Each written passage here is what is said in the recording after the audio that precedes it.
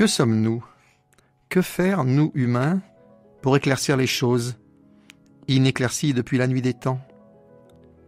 L'époque nous est pénible, disons-nous, comme si telle autre époque avait été facile. Nous en restons aux images du passé doré, que des Versailles traversent dans les flamboiements du soleil couchant, ainsi que vaisseaux de haut bord. On voit l'allure, les toiles claquant au vent, les sculptures de la poupe, la sirène rouge à la proue, flamme au beaupré, flamme à la misaine, la barre à bâbord. Mais au cœur du secret de la licorne, il y a tous ces pauvres marins, illettrés, avilis, imbéciles, dont le passé ne parle pas.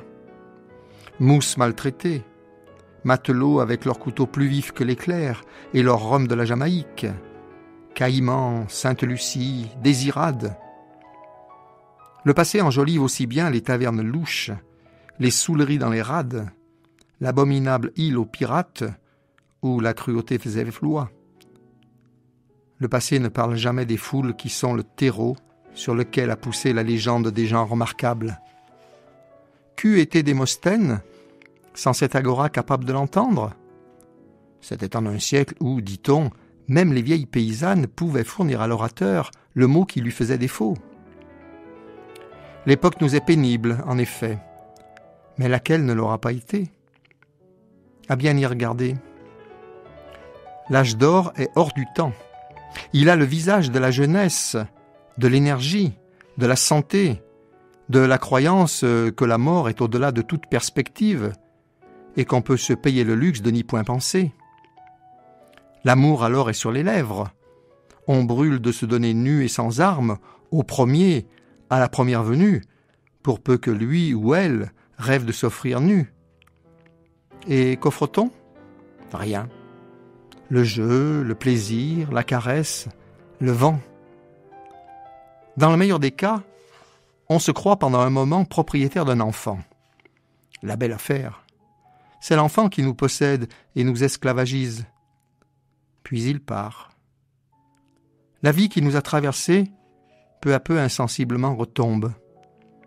Et nous pleurons ce ciel que nous avons perdu, nous retrouvant gros gens comme devant, parmi les choses inéclaircies, notre cœur calfeutré d'une filoche de mémoire que satine encore faiblement l'illusion d'un sens, jusqu'à la mort qui nous attend depuis la nuit des temps.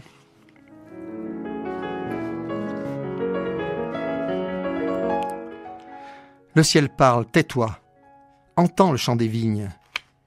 Ceux qui s'en sont allés, dans leur ciel de fiction, donneraient les éons du temps éternel pour seulement l'entendre encore. La tendresse dont ton corps manque aura fait, croirait-on, son nid dans ces vignes magiques. Ton vieux corps dur et sec comme la meule de granit, endormi sur le bord de la rivière Argence, qui sait avoir été la lune, et voudrait à nouveau moudre une fine farine de lumière blanche. Toi, transpirant, dans la nuit, tu revois le village de ton enfance. Cette grosse femme, âgée déjà, fut ton amie alors qu'on fêtait le 4 juillet de tes 17 ans. Elle en avait en ce temps-là 18, et sa taille était mince et flexible, comme les roseaux à l'abri desquels vous alliez pour l'amour. À présent, sans son cri de surprise, toi, tu ne l'aurais jamais reconnue. Entends le chant des vignes. Il est immémorial, comme le sable rose et fin du sablier. Il raconte que le muscat mûrit pour qu'on l'écrase, et qu'il se change en vin. Que le vin, pour ainsi dire, serait l'état paradisiaque et dernier du raisin. Les humains lui sont comparables.